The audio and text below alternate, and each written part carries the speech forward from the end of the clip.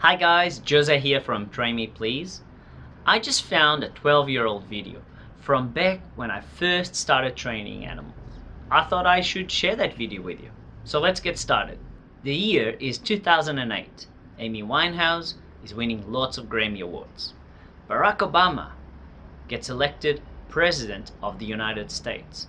And apparently at the time the best smartphone you could get was the BlackBerry Bold. Interesting. At the time, I started training this 11-year-old dog named Toy that was living with my grandparents. It all started when I found this YouTube video of someone training a dog. I didn't know it at the time, but this trainer was using a more kind of old-fashioned traditional approach to dog training, in which the dog is supposed to do things for the human because of an implicit desire to do so. So there was not a lot of reinforcers, and it was not a super fun approach to dog training, but I decided to try that. That first session with this dog didn't go that well. The dog was not looking at me, the dog didn't look like he wanted to be there at all, so I was a little bit disappointed. I went back to my computer the following day and tried to find an alternative way, and that's when I found clicker training or marker training. At the time, the term marker training was being used a lot. So I decided to try that. I went back to my grandparents' house and I decided to chop some little pieces of chicken and beef and improvised a treat pouch and started training this dog. This session was very different. All of a sudden the dog is looking at me, tail is wagging, lots of attention, lots of engagement, and I was hooked.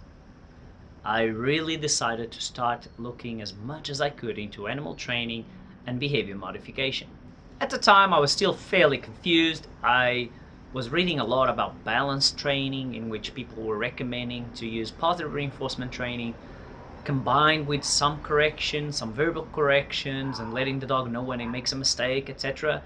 So there was a period of learning for sure early on, but it was still amazing to see that I could develop this way of communicating with this individual in which he actively participates in the conversation. And that is pretty much a very quick summary of the backstory behind the video that I'm gonna show you now.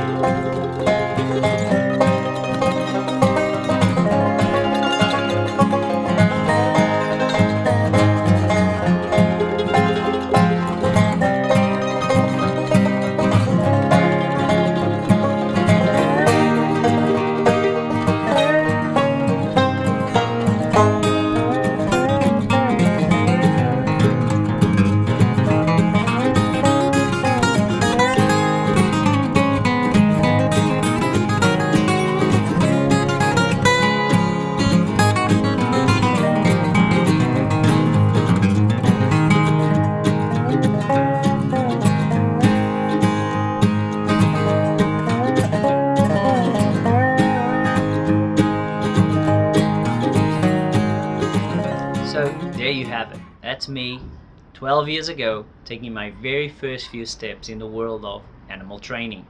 If it wasn't for this dog, I would probably never have developed a passion for animal training and behavior modification. I would probably not have had the chance to work for some of the amazing organizations that I've had the pleasure of working for and with. I would probably not be an animal behavior consultant helping people with their dogs and cats. And I would probably not have a YouTube channel talking about these things. Thanks for watching this one, and thank you if you have been part of the journey for the last 5 or 6 years that I've been sharing videos on YouTube. I hope you took something away from this one. I'll catch you in the next one. Cheers!